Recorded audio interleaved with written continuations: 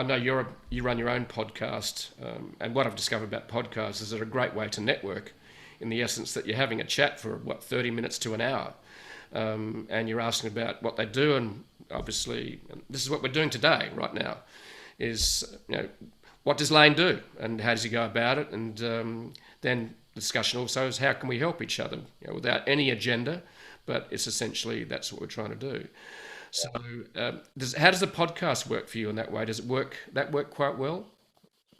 Yeah, it actually has. So that's probably the number one way I would suggest finding a whole bunch of passive investors. Just spend your time making your own podcast. But then again, everybody has podcasts these days, right? I mean, I built my podcast for the right reasons to help people get single family home rentals back in the day in 2016.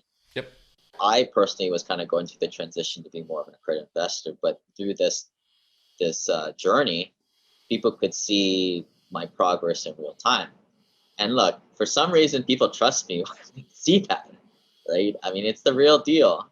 I've been there, I've done that. I know the progression of a passive investor. And so a lot of people will book on free onboarding calls with me. I try and get on the phone with people for 15 minutes, if they're a long-term podcast listener, of course. Um, and this has allowed me to monetize my podcast, where we have a pretty potent group of passive high net worth investors that we have masterminds. We'll do events from time to time, especially it's hard with the whole pandemic going on.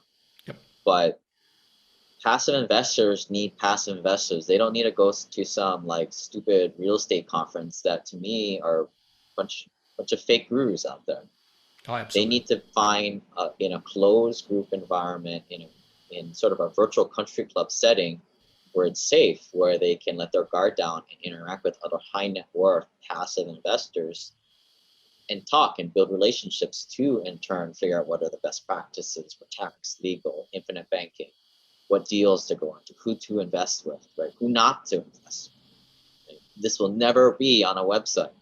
If it was, it'd be probably so colluded, and so it just wouldn't work, right? The only way this works is through small organic networks such as my, or what I try to do.